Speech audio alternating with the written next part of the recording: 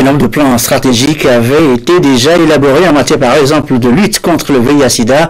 Des chiffres sont disponibles pour observer la courbe de l'évolution de cette lutte. Les archives peuvent parler, peuvent témoigner, seulement voilà, ils sont négligés, ces archives mal entretenues, voire détruites. Pourtant, ces archives sont d'une importance inestimable, par exemple, dans la vie d'une entreprise, dans le développement tout court. Importance des archives, c'est le dossier de cette édition. Il est signé Komo Birdie.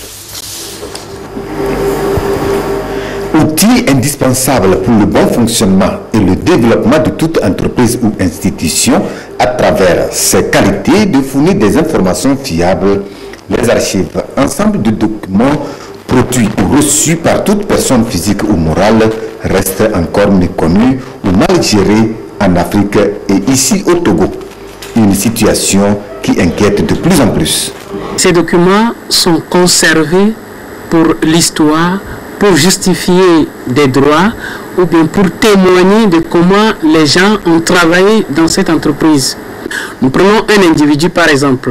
Il doit conserver rigoureusement son acte de naissance, sa carte d'identité, son passeport ou son certificat de nationalité pour pouvoir jouir des biens dans son pays.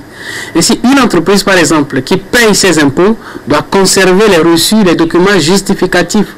Ou alors, si l'inspection des impôts passe chez lui et qu'il ne trouve pas les pièces justificatives, il sera inculpé ou amendé. Et dans la vie d'une nation, les documents produits ou reçus par les différentes administrations, les ministères, doivent être conservés pour justifier des activités de ces ministères, de ces entreprises. Dans le cas de certaines administrations, on remarque que certains agents, dès qu'ils partent à la retraite, donc ils sont affectés, partent avec les documents. Pour relever ce défi et rester dans la dynamique d'un développement durable, toute entreprise qui se veut fiable se doit d'avoir à ce poste de gestion des documents des personnes répondant aux normes du marché de l'emploi. La gestion des archives est une science, c'est un art. Celui qui ne maîtrise pas les normes archivistiques ne peut pas gérer un service d'archives.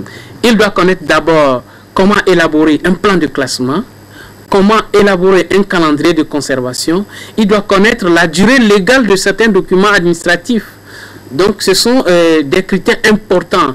Et dans la déontologie de la profession archivistique, il faut que l'archiviste soit honnête, sincère et discret. C'est dans ce cadre que nous avons créé une structure, une association professionnelle des gestionnaires électroniques des documents qui fait chaque année des recyclages des archivistes et des documentalistes, des bibliothécaires et même des secrétaires de direction.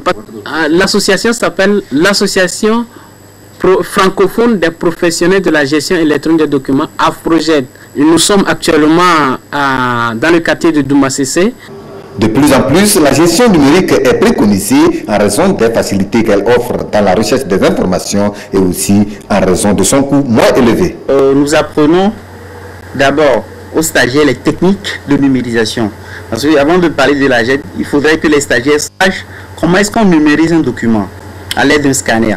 Donc, après cette technique de numérisation, nous faisons la démonstration d'un logiciel.